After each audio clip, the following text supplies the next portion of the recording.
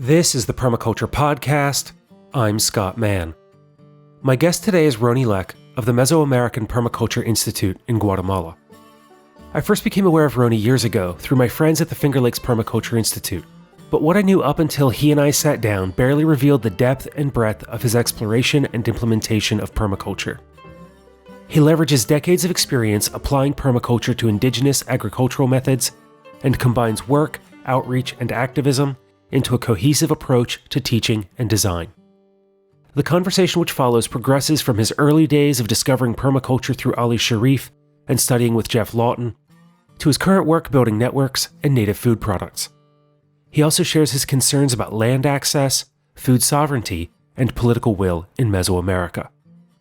Enjoy this conversation with Rony, and I'll join you again after. Then, Rony, can you give us a bit of your biography and background and how you came to permaculture and your many different practices? Okay, sure. I'm Ronaldo Lek Ajcot, or Rony, and I'm Maya Cachiquel from Guatemala. I guess I came to permaculture doing my work on traditional ancestral knowledge. And my work was to try to reconstruct some of this ancestral Mayan knowledge.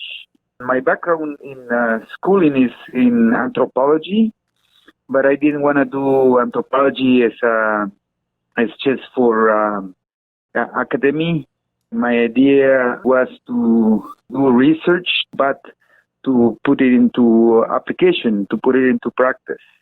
And so I started to do this work in 1994 in Guatemala. And the first step that I did was to try to get a piece of land, which is very difficult in Guatemala because that's one of the main problems in Guatemala is the land acquisition and distribution. Because it's a country where few people own most of the land, and the majority have very little land, and the majority of the country also are rural and farming background, but with no land, that makes it very difficult. So the land that I got was a piece of land that it was flooded, which nobody wanted. So it was the best piece of land that I could encounter because nobody wanted it. And what I wanted to put into practice is this Chinampa System, which is one of the main practices that not only the Maya, but throughout the indigenous Americas practice this system of canals or raised beds or artificial islands in managing water either by inundation or channeling water. And the ancients figured that it was easier to make fertility in the mud. So basically, they harvest the mud from the canals every year. And with that, they not only enrich the soil, but they also build up the beds or the islands. So that was my first project, was try to reconstruct the system of that. So for that, I had the help of elders. So my team was of elders, including my grandfather, and the idea was to learn from them. So doing this work, I also realized that not all ancestral knowledge was able to be practiced in the context of today, because one of the main problems, as I mentioned at the beginning, was land. So without land or a proper land, we couldn't do all these practices.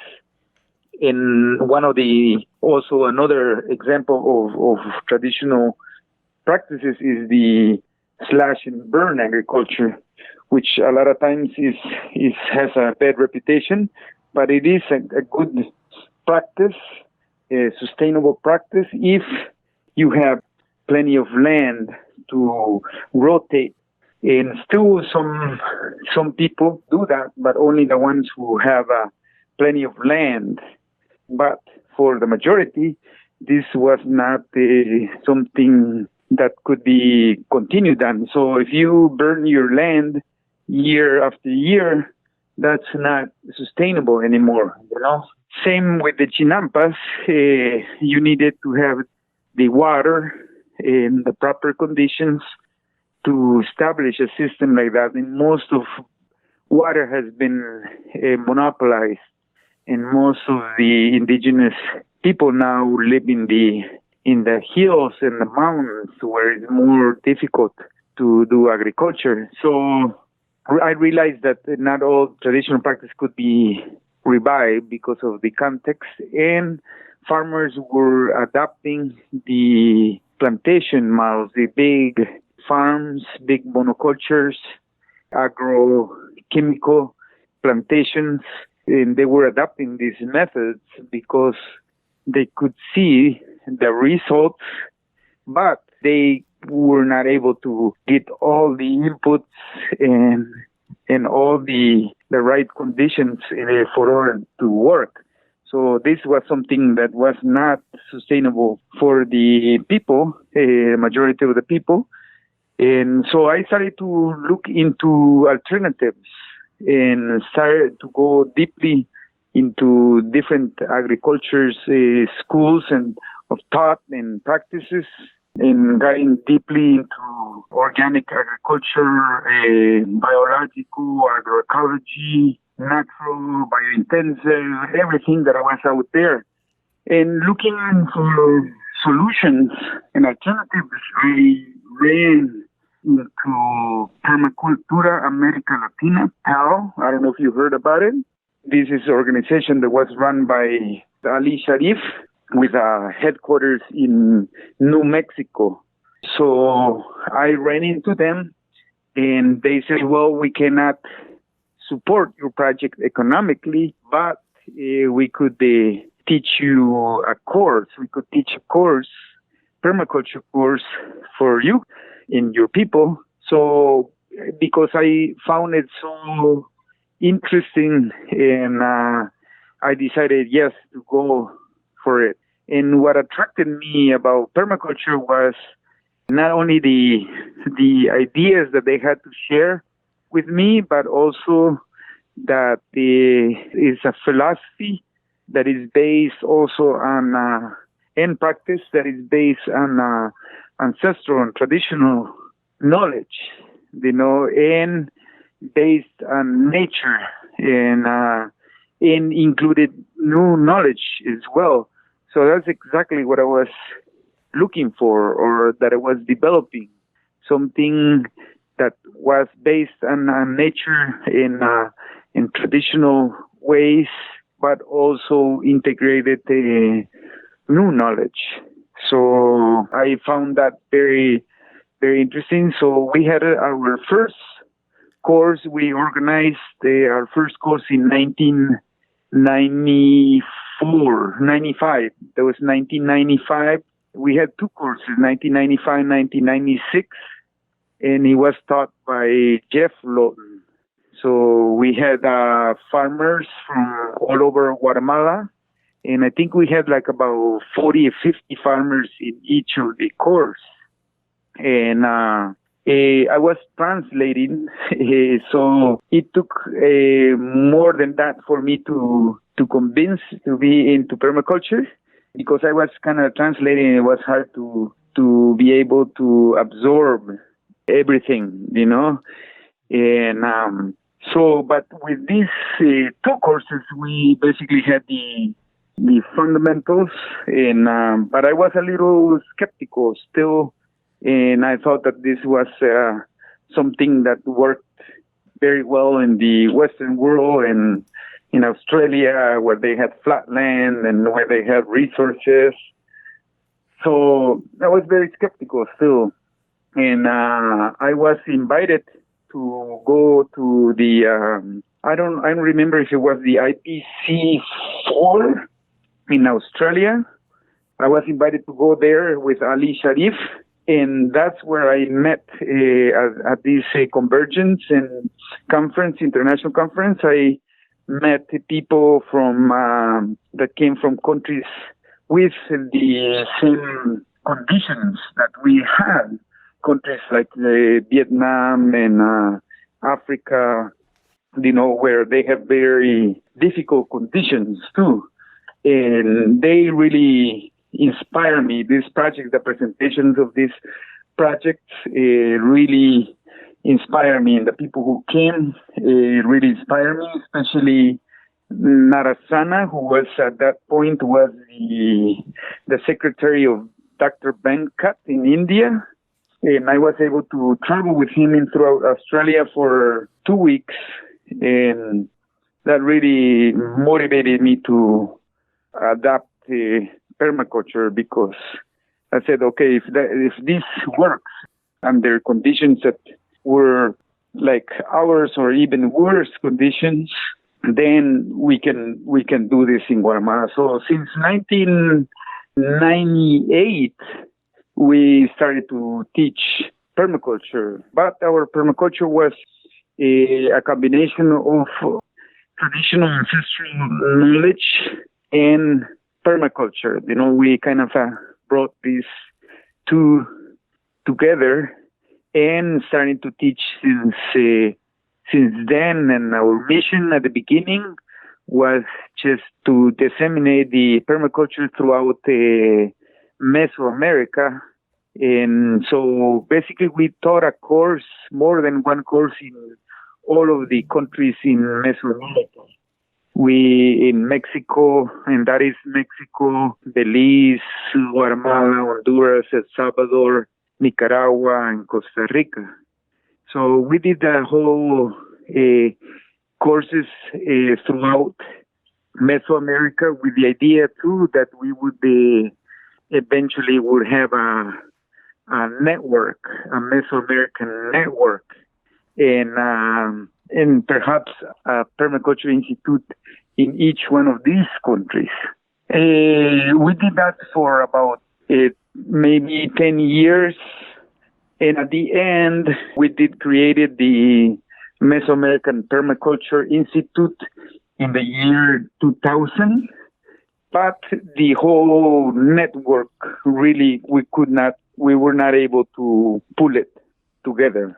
We did taught courses in all these countries, but we were not able to bring as one common movement, because of many circumstances. So even though it was a small country, small area, but we say that there are big distances. So we just focus on the Mesoamerican Permaculture Institute in Guatemala, which is a education training center where we teach workshops, courses, tours, educational tours, and just bring people to learn from them as well, not only as teaching, because we believe that it's both ways, is learning from each other. That was our methodology, was campesino, farmer to farmer, which basically is learning from each other, and not assuming that we were the teachers and we were the experts, but learning from each other, especially when we talk about Mesoamerica. There is so much background and agriculture from people there that we would not pretend to teach them, but also the idea was to learn from them as well. So in this, we were able to buy a small piece of land that was ideal conditions, because it had the water, flat land, but also steepness and land that was totally degraded. So it was a good showcase for people, to see what it was possible. But also at the same time, it was a beautiful place, because this is in Lake Atitlan, one of the most beautiful lakes in the area or in the world. So that was the idea, is to have a place too where people could get inspired. So at the beginning, we only work with farmers, but then we realized that the farmers were the very older population, and they were very tired too, and that the young people were not around and they were not taking farmers. So that kind of alarmed us. And then we started to be more inclusive, and we started to work with the youth, with the universities, with the school system, and the technicians. And in the last few years, we also went into the international community. Also, we work with the international communities because they were the ones who could afford the education. So we work with universities and organized groups that would come and not only learn about permaculture, but also about the Mesoamerican culture, ecology, and politics. So we offer them either tours or short courses, and we also taught one international course every year. We had one international course. This place is Mesoamerican Permaculture Institute.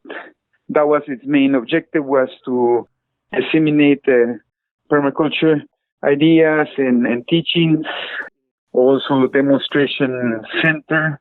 And the other important work that we always had from the beginning was working with the native seeds and seed banking, community seed banking. So that is our main project, which inspired the movement of community seed banks in the country. And now there's like 4 or 5 community seed banks in the country, and some I think are bigger than ours, which made us feel good. And the idea was to promote and work with native foods and native seeds, because native foods and native seeds are also knowledge, as you know, and that's where the knowledge still is with the seeds. And so by preserving the seeds, we also were preserving traditional knowledge, So that in general, that's what my work has been, is through the Mesoamerican Permaculture Institute. But also I did some consultancy for NGOs and international agencies that wanted to implement permaculture or sustainable agricultural projects. Today I'm in Canada, which is a whole other story.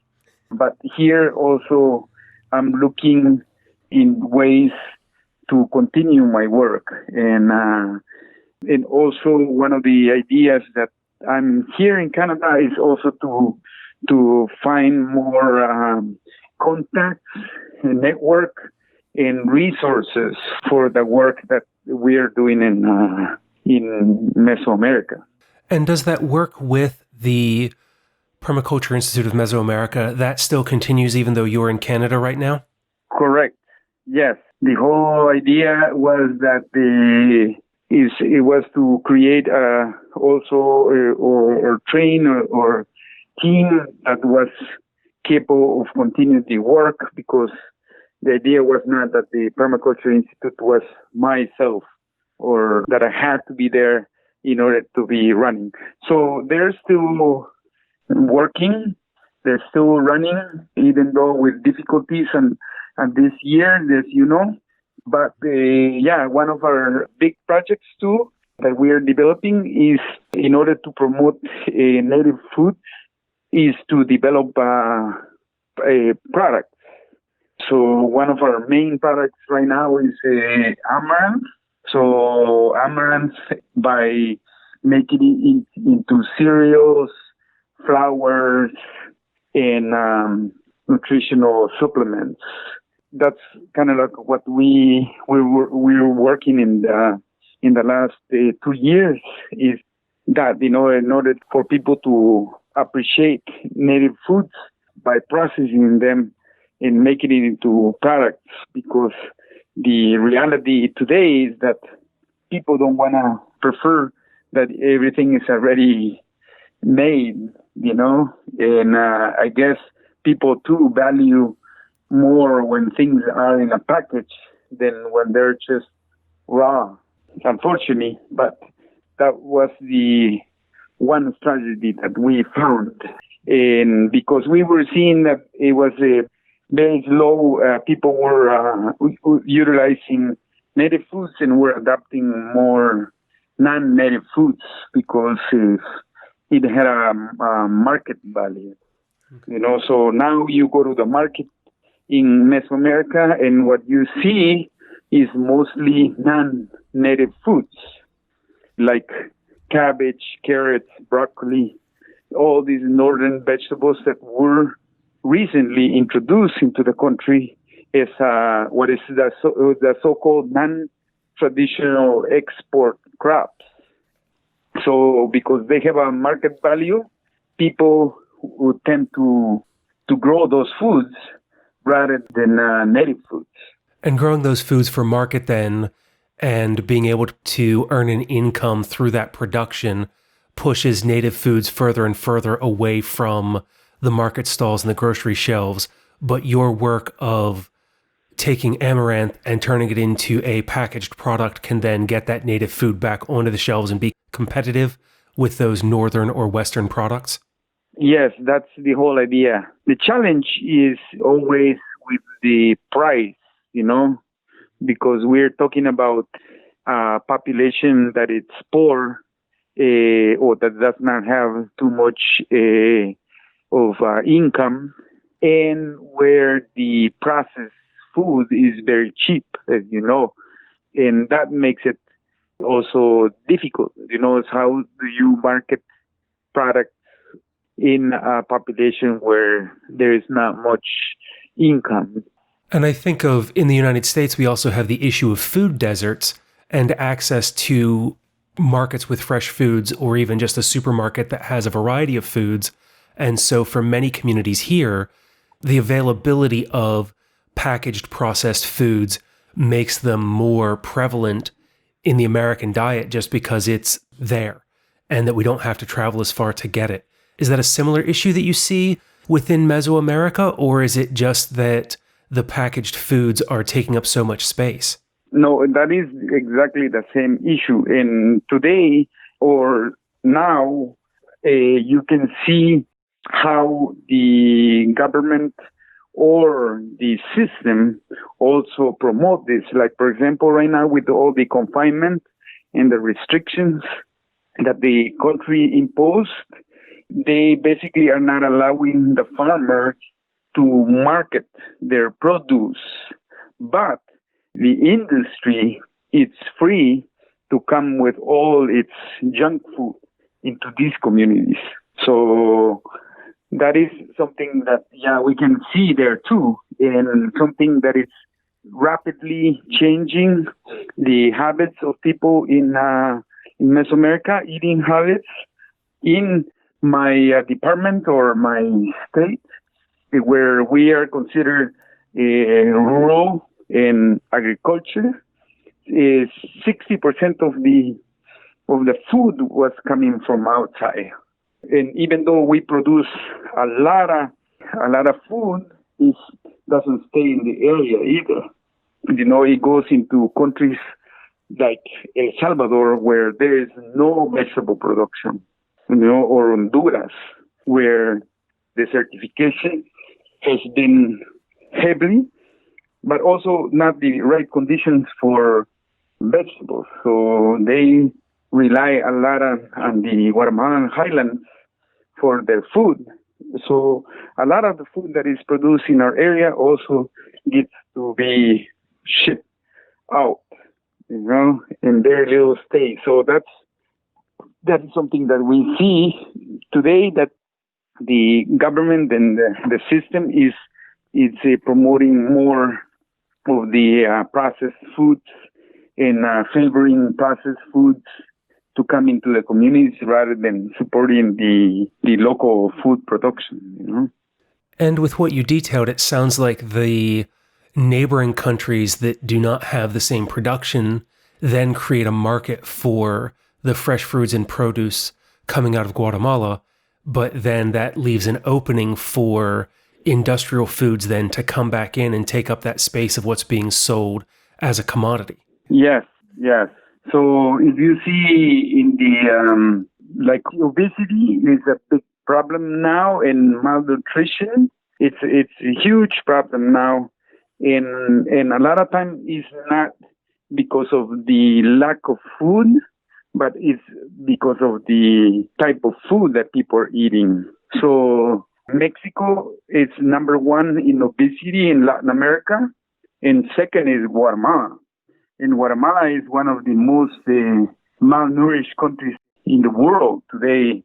And it's kind of hard to believe because you see food everywhere when you go there. There's production everywhere.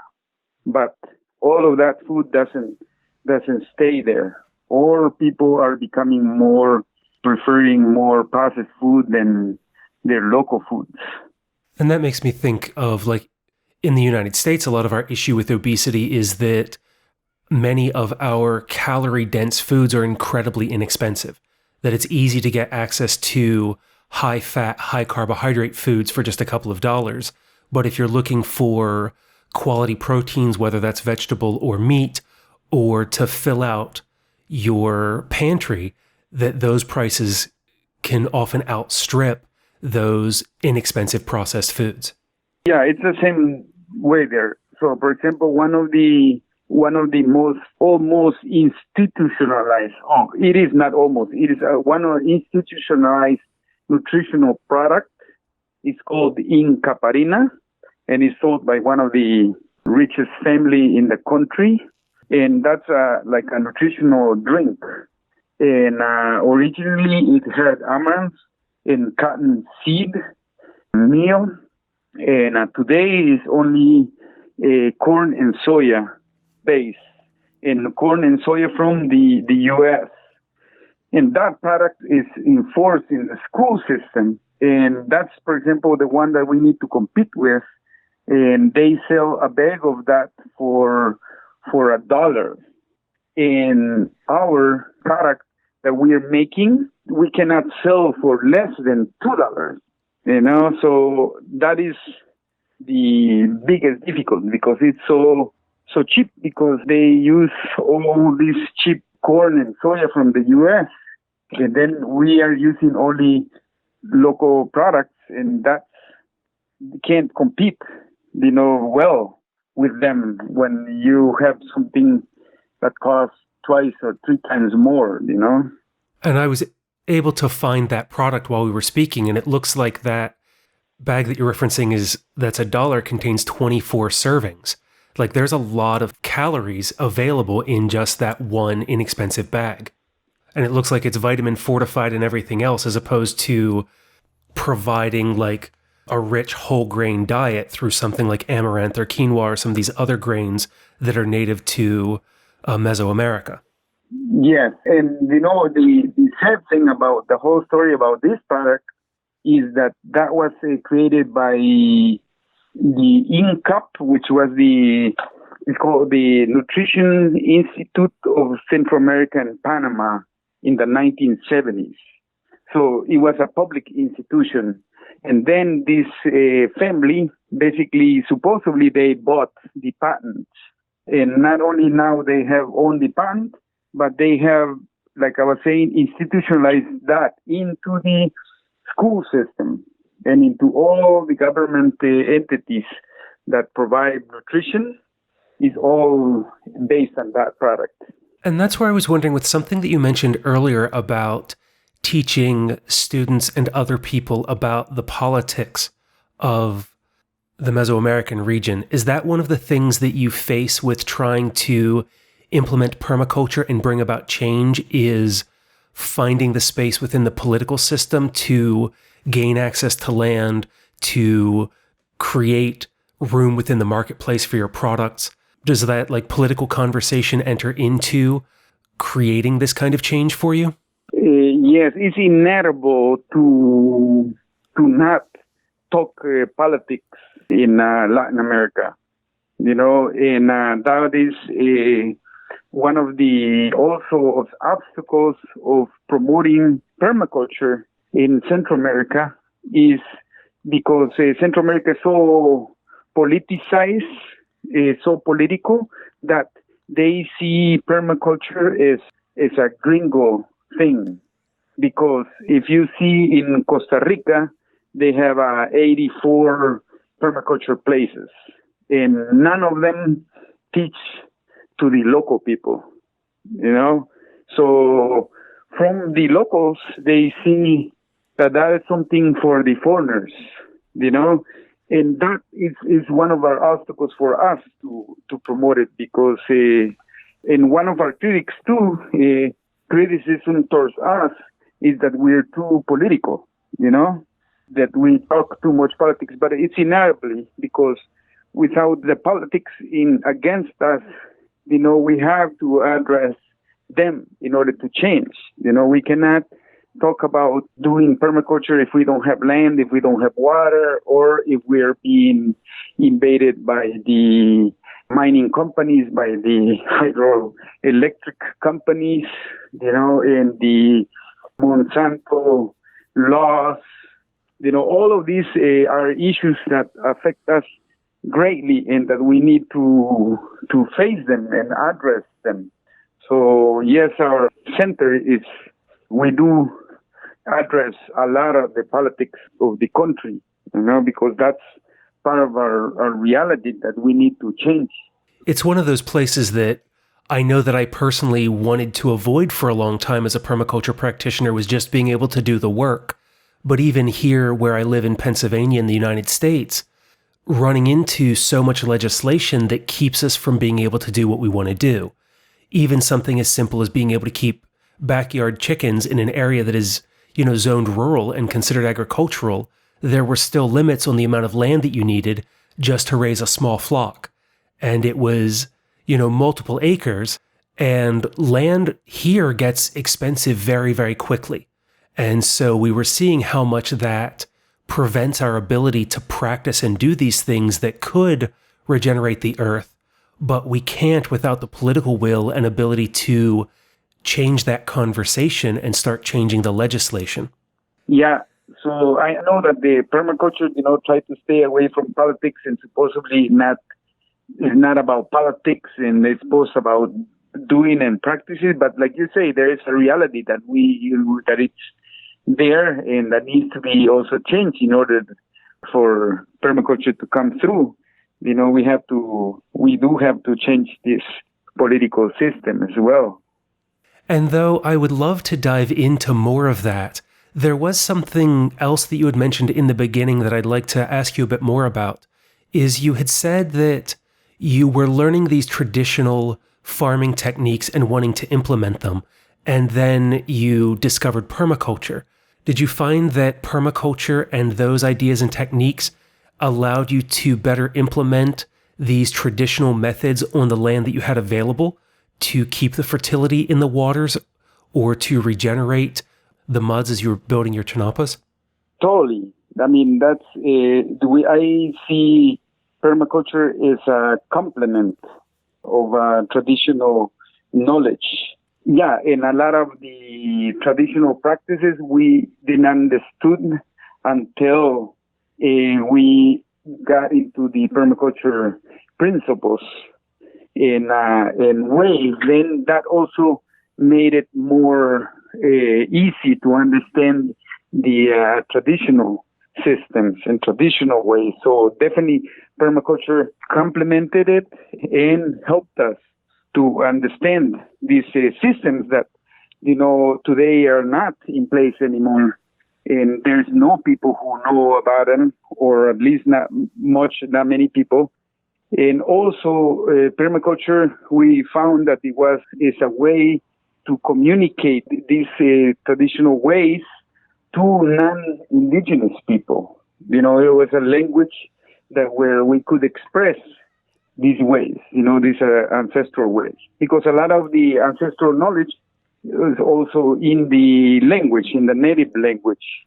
And if you don't understand that, you cannot transmit it, But with permacultural principles, we are able to communicate that.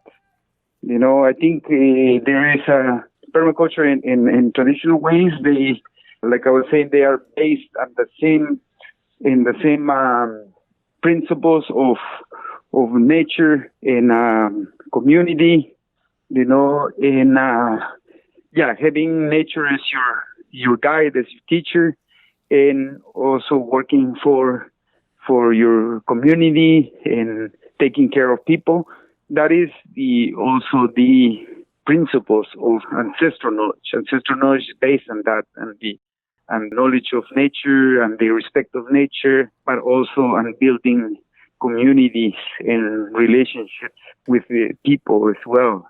What you say about permaculture being a way to translate these ideas is interesting to me, because it was one of the conversations that I had with David Holmgren many years ago, was about how learning about permaculture in the landscape gives us a way to talk about really any idea that we might have when it comes to sustainability, permanent agriculture, permanent culture, that we can use this basic knowledge and language of ethics and principles in the landscape as a place to learn, because it is a tangible way to experience these ideas, but then we can take that and use it then to communicate with anybody about a variety of these ideas if they've taken even an introduction to permaculture. Correct. That's how I see it as well. So it's a good medium, good tool, a good language to translate this, because also our place, like I was saying, was not just about Mayan farmers, but now we extended to non-farmers, to non-Mayans as well, to the international community, and so that's permaculture is the way for us to share that cultural heritage too. And when you were teaching and traveling and studying throughout Mesoamerica, were you learning additional traditional techniques that you've integrated into your permaculture teachings and practices? Yes. We always have an eye for those knowledge and for those experiences, And a lot of times they might not seem to be permaculture, technique, but it is something that, that we have used, and we use that. And, like one example would be this Chinampa system. When we understood from the books that that was the main system of agriculture, but there was no textbook of how to make one. And the only living Chinampas, it was in Mexico City, Xochimilco. I don't know if you heard about it. That's the only living Chinampas, pre-colonial living Chinampas, still 160 kilometers of canals. And but it was more even. That's just there were 4 lakes that were channeled, and that's only one that was left. And but before going to Xochimilco, we tried to do the Chinampas, and it didn't work quite right until we learned about permaculture principles. And then it totally made sense. It's like the first question was how nature does it. And our problem with our Chinampas was that they were getting sediment and clogged almost immediately, or after 2 big rains, and then our system was not working anymore. And then it's like, they asked the question, how would nature do it? How does a river able to neatly separate mud, rocks, sand, and organic matter, it neatly separates. And that's exactly what we needed for our system to work. So by asking that question, then we was like, okay, imitate a river pattern, imitate the nature. So there is no straight lines in nature, you know. So that totally, with those principles, we were able to design a system that's still working on today, even though it has very little maintenance, still working. So it's over 20 years now. It's like 25 years now, and still in place. And that's a compliment from permaculture, you know, to traditional system, or that helped us to understand better. It was one of the things Rebecca had said was that if I would sit and listen to you, that we could have a conversation that went for hours. And there's so much that you've brought up in our time together that I would love to dig into more. For now, though, I think I'd like to ask you for your final thoughts, and we can go ahead and draw our conversation today to a close. Just one of my comments that we saw, I was telling you that I felt a little frustrated because we could not promote permaculture in Latin America because of the connotation that it has, you know, that it's something only for foreigners, you know, and that is something really, really detrimental for our work, you know, because they automatically also link us to, oh, this is a foreign way, you know, this is not a native way, you know, or that we are not politically enough, you know. And but also what we saw also in Latin America is that many of the permaculturists that came with this attitude that they knew the answer to everything, and that they had the answer for all the problems there. You know, and I know that this after you have taken your course, you're so motivated and so ready to go to do it and help others, you know. But I think we have to be a little bit more humble when we are into other, especially if we're working in another culture, you know, in a culture where people been doing farming for a long time. So we have to be a little humble, you know, when we come in and teach more about permaculture, and that I know that we can make changes in our land and very rapidly, but in the whole, if we want to contribute it to the bigger society, we have to be a little bit more humble and more open to learn from people too, you know, from learn especially other farmers, and not come to an attitude that we know everything, you know. So that's also a big one recommendation that I give to permaculturists, you know, is that you have to be also humble and listen to others too, and learn from others, because learning is every day, you know, it's an ongoing, it's a never ending process, you know, because otherwise, you know, also we would not be able to disseminate permaculture more in the places also where it's needed more, you know. And that includes too the, you know, working with native seeds and native foods. You know, I know that also permaculturists get very exciting about trying about everything, you know, they can and all this, but I think it's also, if when you're in a context, you know, you try always to prioritize your native foods, your local foods, you know, and once you have that worked out, then you can introduce whatever other things, you know. So that's just some of my thoughts that I have for the public out there, you know. Well, I really appreciate that, because you reflect on some things that I've not only experienced, but also had conversations with other folks about when it comes to that excitement when we come out of a permaculture design course to take a few years and to speak with some folks who have been doing this for a while, both within and without the community, so that we can learn more about what the lay of the land is.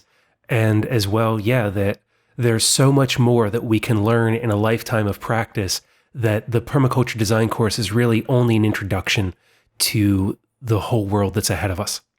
Yeah, exactly. It's just the introduction, it's the way to come in, and not necessarily all the tools that you have there. Well, I really appreciate that and the time that you spent with me today. So thank you for joining me. Okay, Scott. Yeah, you take care. And that was Rony Lech. Find out more about him and his work at imapermaculture.org, and of course by the link in the show notes. Just as interviews end far too soon, it is also difficult to encapsulate the thoughts that remain after a conversation that ranges as widely as this and touches on issues bigger than our individual practices. What I enjoy in this moment is Rony's efforts to educate students about what permaculture is and is not. For those people in the countries he serves, to share the ways that permaculture can be applied to indigenous practices and be viewed as something for them, not just for foreigners. For those of us who have studied permaculture, the advice to listen, slow down, and remain humble in the face of experience and the intersection with our permaculture knowledge and exuberance. But that's just one lesson from this time together. What did you take away from this conversation with Rony? Let me know by leaving a comment in the show notes, email show@thepermaculturepodcast.com, or write The Permaculture Podcast, P.O. Box 16, Dauphin, Pennsylvania, 17018. Until the next time, spend each day integrating permaculture into your daily practices while taking care of Earth, yourself, and each other.